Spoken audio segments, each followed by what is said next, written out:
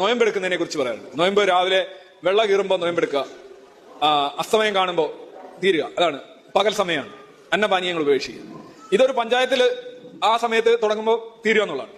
പക്ഷെ നമ്മൾ കുറച്ചുകൂടെ വടക്കോട്ട് സഞ്ചരിക്കുകയാണെങ്കിൽ ഇപ്പൊ നോർവേ പോലെയുള്ള സ്ഥലങ്ങൾ, ഐസ്ലൻഡ് പോലെയുള്ള സ്ഥലങ്ങൾ രാത്രി 2 മണിക്കും 3 മണിക്കും എല്ലാം സൂര്യൻ ഇങ്ങനെ ഉണ്ട്, വെള്ള കീറി തന്നെ നിൽക്കുകയാണ്. അങ്ങനെയാണെങ്കിൽ 24 മണിക്കൂർ നമുക്ക് ആഹാരം കഴിക്കാൻ പറ്റാത്ത അവസ്ഥ വരും. അങ്ങനെയുള്ളപ്പോൾ അവരെന്താ ചെയ്യുക? എല്ലാ ദിവസവും ആഹാരം കഴിക്കാതെ എത്ര ഒരു മാസം ആർക്കെങ്കിലും കിടക്കാൻ പറ്റുമോ? 2ാം ദിവസം ആകുമ്പോൾ അവന്റെ ഏർപ്പാട് തീരും. അപ്പൊ ആരും അവിടെ പകലാണ്, പകല് മാത്രമാണുള്ളത്, സൂര്യൻ അസ്തമിക്കുന്നില്ല.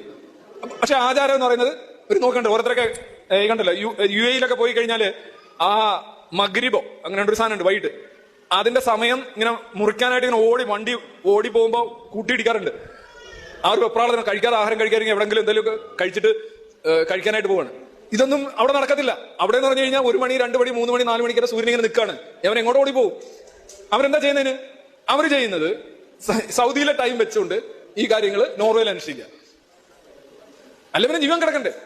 അതേപോലെ ഏതെങ്കിലും ഒരു ശാസ്ത്ര സത്യം തങ്ങളുടെ ആചാരങ്ങൾക്കും അനുഷ്ഠാനങ്ങൾക്കും അടിസ്ഥാനപരമല്ലെന്ന് മനസ്സിലാക്കി കഴിഞ്ഞാൽ അവർ ചുമ്മാ എന്തെങ്കിലും ഉടായ്പ ന്യായം അഡ്ജസ്റ്റ്മെന്റ് കൊണ്ടുവരും.